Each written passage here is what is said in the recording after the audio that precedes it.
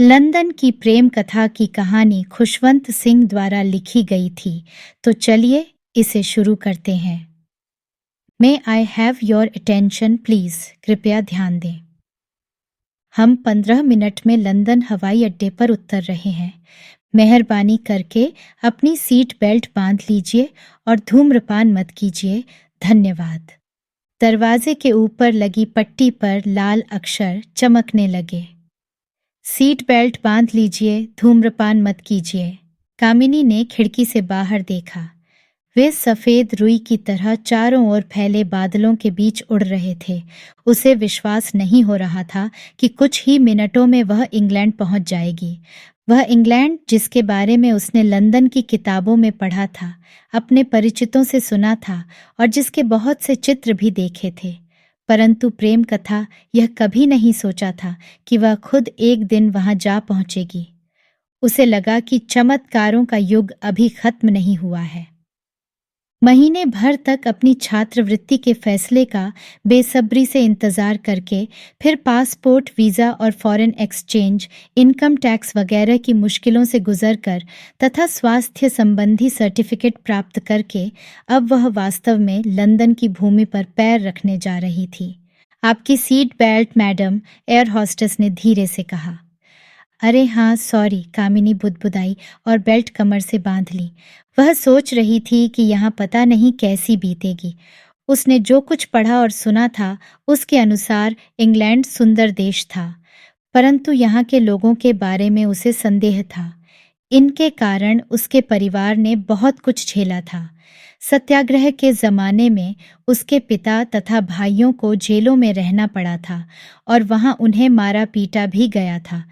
उसे खुद, जब वह यूनिवर्सिटी के पहले साल में ही थी, 7 दिन के लिए जेल की हवा खानी पड़ी थी। वह कभी किसी अंग्रेज से नहीं मिली थी, सिवाय उस मजिस्ट्रेट के जिसने उसे सजा दी थी। रॉबर्ट स्मिथ नाम था उसका, परंतु क्या इसे मुलाकात कहाँ भी जा सकता था? वह एक अद्भुत घटना थी। सन 1942 के भारत छोड़ो आंदोलन का जमाना था। कॉलेज की कुछ लड़कियों ने मिलकर सड़कों पर जुलूस निकाला था, देशभक्ति के गाने गाए थे और जब कभी कोई अंग्रेज दिखाई देता, भारत छोड़ो के नारे लगाते। पुलिस ने उन्हें गिरफ्तार कर लिया। उसके अलावा सब लड़कियों ने माफी मांग ली और उन्हें चेतावनी देकर छोड़ दिया गया। लेकिन उसे थाने में बंद कर दिया और शाम को Robert Smith I.C.S. District magistrate के सामने पेश किया गया। कामिनी को वह दृश्य अच्छी तरह याद है। बरसातों के दिन थे। कचहरी के कमरे में पसीने, कागज और स्याही की मिली-जुली बदबू बसी हुई थी। चारों तरफ अंधेरा था, लेकिन मजिस्ट्रेट और क्लर्क की 2 मेजों पर ऊपर लटके बल्बों से रोशनी के गोले दिखाई दे रहे थे। क्लर्क अपने सामने बिखरी पीले रंग के कागज की फाइलों में उलझा हुआ था। मजिस्ट्रेट युवा था और उसके बाल हल्की लाली लिए हुए थे। वह आधी बाहों की सफ़ेद कमीज पहने था, जिस पर बीच तक डीली की हुई टाई लटक रही थी। वह कोई किताब पढ़ने में लीन था और पेश किए जा रहे लोगों की तरफ देखता भी नहीं था। क्लर्क ने कामिनी का नाम बोला, उसके पिता का नाम बताया और उसने क्या अपराध किया है यह भी बताया। फिर क्लर्क ने ही प्रश्न किया, अपराधी हैं या नहीं? नहीं, मजिस्ट्रेट ने सिर उठाए बिना ही अंग्रेजी में कहा, इनसे उम्र पूछिए। कामिनी ने अनुवाद की प्रतीक्षा किए बिना अंग्रेजी में ही जवाब दिया, 17। इनसे कहिए कि इंग्लैंड वापस जाएं और अपना काम धाम करें। अब मजिस्ट्रेट ने सिर उठाया और सामने देखा। उसकी भूरी आंखें, जिससे उसने कामिनी के काले बालों से चारों तरफ से ढके चेहरे पर नजर दौड़ाई, जो उसकी नफरत से सुलगती आंखों पर आकर टिक गई। अजब संयोग है, वह बुदबुदाया। कैसा संयोग है? नाम क्या बताया? उसने क्लर्क से फिर पूछा और नजर सामने ही टिकाए रखी। कामिनी गर्वे। मिस गर्वे, क्या आपको स्कूल में कविता भी पढ़ाते हैं? हाँ। नहीं, कामिनी हकलाकर बोली। लेकिन उसका इस मुकदमे से क्या संबंध है? उसने तेज पढ़ते हुए कहा। क्या आपको कचहरी में कहानी पढ़ने की तनख्वाह दी जाती है? कहानी नहीं, यंग लेडी, कविता। मैं आपको भी यह किताब जेल में पढ़ने के लिए दूंगा। 7 दिन की सज़ा, ए क्लास, और अगर आपका व्यवहार यही रहा तो 7 दिन और अदालत की अवमानना करने के लिए। दूसरे दिन कामिनी को जेल में हिलेयर बेलॉक के काव्य संकलन की जिल्दबंद प्रति प्राप्त हुई, जिस पर लिखा था, जेल में पढ़ने के लिए शुभकामनाओं सहित जिसने आपको जेल भेजा। उसके द्वारा किताब के एक पेज पर पर्ची लगी थी, जहां 2 लाइनों के नीचे लाल रेखा खींची थी। उसके बगल में छपा था कि जी कविता की पंक्तियां थीं। Her face was like a king's command when all the swords are drawn. उसका चेहरा सम्राट के आदेश की तरह था, जब तलवारें सभी हाथों में खिंची हों। कामिनी ने फैसला किया कि बाहर आने पर अखबारों को यह घटना बताएगी कि अदालत में स्मिथ का उसके प्रति व्यवहार कैसा रहा। लेकिन 7 दिन बीतने से पहले ही उसका विचार बदलने लगा। जब वह वापस घर आई तो उसे पता लगा कि स्मिथ ने इस्तीफा दे दिया था और इंग्लैंड वापस लौट गया था। कामिनी को यह ठीक से समझ में नहीं आया था कि इन पंक्तियों का अर्थ क्या है। बस यह कि यह किसी रूप में उसके सौंदर्य की प्रशंसा थी और यह पहली दफा था कि किसी ने उसके बारे में कुछ कहा था। इसके बाद जब भी वह शीशे में अपना मुंह देखती, ये शब्द उसे याद आ जाते और उसे स्मिथ का अपनी तरफ घूर कर देखना एक विशेष सिहरन पैदा कर देता। उसे अपना उभरता नारीत्व परेशान करने लगता। इस घटना से अंग्रेजों के प्रति उसके मनोभाव में कोई परिवर्तन तो नहीं आया था, सिवाय इसके कि उन्हें जितना संकोची समझा जाता है, उतने वे हैं नहीं। हवाई जहाज के झटकों से कामिनी का दिवा स्वप्न भंग हुआ। विमान बादलों से नीचे उतर आया था और लाल छत वाले घरों, सड़कों और चौराहों तथा चमकते जुगनुओं की तरह रेंग रही गाड़ियों के ऊपर से उड़ रहा था। कुछ मिनट बाद वह जमीन से आ लगा और कस्टम के कमरों की तरफ बढ़ने लगा। होटल पहुंचकर कामिनी काफी देर तक खिड़की से लगी इंग्लैंड का अपना पहला नज़ारा देखती रही। शरद ऋतु की हल्की गर्म शाम थी और सामने के पार्क में लोग घूम फिर रहे थे। घास उससे ज्यादा हरी और ताज़ी थी जितनी उसने आज तक देखी थी, और किनारों पर ग्लैडियोली के फूलों की कतार झिलमिला रही थी।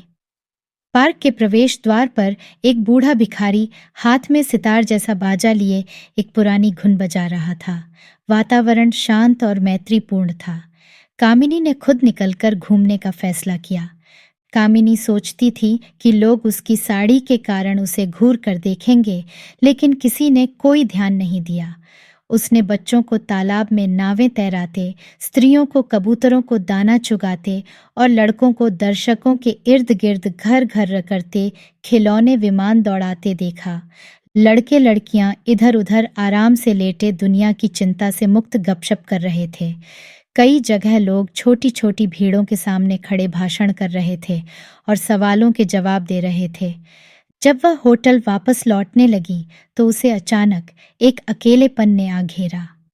उसे एहसास हुआ कि आज उसकी जिंदगी का शायद यह पहला दिन था जब किसी ने उससे कोई बात नहीं की थी। उसके अलावा हर कोई किसी न किसी से बात कर रहा था। वह खुद अपने से पूछने लगी कि ऐसे मित्रहीन देश में क्यों आ गई है। आने वाले दिनों में भी उसे अपने इस प्रश्न का कोई उत्तर नहीं मिला।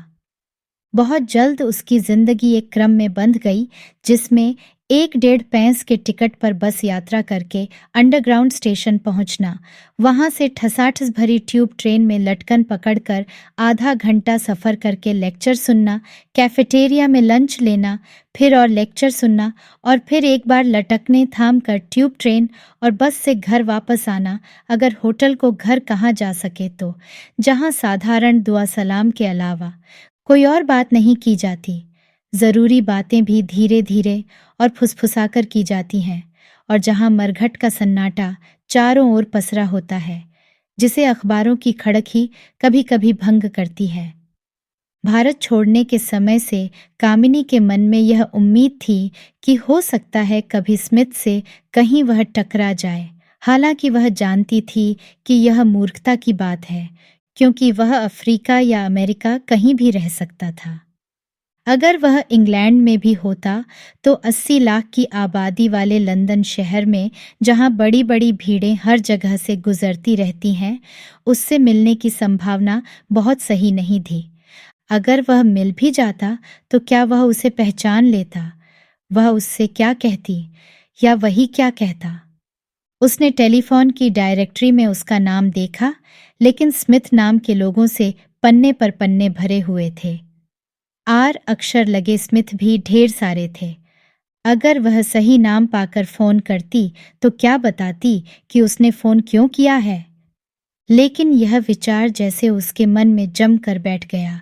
उसे विश्वास था कि यदि वह इच्छा करेगी तो किसी न किसी तरह, कहीं न कहीं वह उसे मिल ही जाएगा। उसने कहीं पढ़ा था कि जो लोग एक ही वस्तु के प्रति आकृष्ट होते हैं, वे अक्सर मिल जाते हैं। उसने अपने दिमाग में इस भेंट की रूपरेखा भी खींच ली थी। वह अपना हैट हाथ में लेकर कहेगा, मिस गर्वे, क्या आप मुझे पहचान रही हैं? मेरा ख्याल है आप मिस्टर स्मिथ हैं। अरे हाँ, एक दफा मिले जरूर थे, हालांकि वह मुलाकात सही नहीं थी। खैर, कैसे हैं आप मिस्टर स्मिथ? और इस तरह बात आगे बढ़ती। पॉलिटेक्निक का कोर्स खत्म होने को आया और न कामिनी की इच्छा शक्ति ने और न संयोग ने दोनों को मिलने का अवसर दिया। एक दिन हमेशा की तरह उसने ट्यूब स्टेशन के लिए बस पकड़ी। जब वह दूसरे सिरे पर अंडरग्राउंड से बाहर निकली और दूसरी बस पकड़ने के लिए आगे बढ़ी, तो उसने देखा कि चारों तरफ बड़ी भीड़ है और यातायात रोक दिया गया है। थोड़ी दूर से उसे बैग पाइपों और बड़े बड़े ड्रमों की सैनिक धुन सुनाई देने लगी। हाथ में लिया अखबार खोलकर देखा तो पता चला कि किसी अतिथि के साथ महारानी वहां से गुजरने वाली है। वह भी लेक्चर छोड़कर भीड़ में शामिल हो गई। बाजे बजाते सैनिक उसके सामने से गुजरने लगे। उनके पीछे गार्डों के दल बहुत धीरे धीरे शाही शान से आगे बढ़ते नजर आए। विभिन्न वेशभूषाओं में चमकते दमकते कोट पहने और हाथों में राइफलें लिए और भाले आसमान में उठाए, सैनिकों की कतारों ने जैसे एक नया समा बांध दिया। गार्ड उसी के सामने आकर रुक गए और सड़क के दोनों ओर लाइन लगाकर खड़े हो गए। इनके पीछे महारानी का सोने का रथ सामने आया, जिसे 1 दर्जन काले रंग के घोड़े खींच रहे थे। महारानी अपने शाही अतिथि के साथ भीड़ की तरफ हाथ हिलाते आगे बढ़ गईं। जुलूस समाप्त होते ही लोग इधर उधर भागने लगे, लेकिन कामिनी मंत्रमुग्ध की तरह अपनी जगह पर खड़ी रही। दफ्तर जा रहे लोग उसे धक्का देते आगे बढ़े जा रहे थे। सिर्फ कामिनी के पीछे खड़ी औरत वहां से नहीं हिली। वह आंखों पर हाथ लगाए सुबक सुबक कर रो रही थी। कामिनी ने मुड़कर उसकी ओर नजर डाली तो देखा कि वह अपने हैंडबैग से रुमाल निकालकर आंखें पोंछ रही है। कामिनी को देखकर वह झिंझकी और बोली, जब इस तरह सैनिक और जुलूस निकलते हैं तब मैं बर्दाश्त नहीं कर पाती, एकदम भावुक हो उठती हूँ। आप ठीक कहती हैं, मैं भी द्रवित हो उठती हूँ। इस तरह के सैनिक कितने अच्छे लगते हैं। आपका यह कहना आश्चर्यजनक है। मेरा मित्र कहता था कि सुंदर स्त्री तलवार उठाए हजारों सैनिकों की तरह लगती है। दरअसल वह यह बात अक्सर कहता था। वह इंडिया में रहा था और उसे चाहता भी था। कामिनी को लगा जैसे उसके पैर अपनी जगह पर जकड़ गए हैं। वह औरत फिर रूमाल से आंसू पोंछ रही थी। आपके मित्र अब कहाँ हैं? वह जानती थी कि इस तरह किसी अजनबी से यह सवाल पूछना सही नहीं है, लेकिन वह अपने को रोक नहीं सकी। औरत ने आंसुओं से भरा चेहरा उठाकर कहा, वह युद्ध में मारा गया।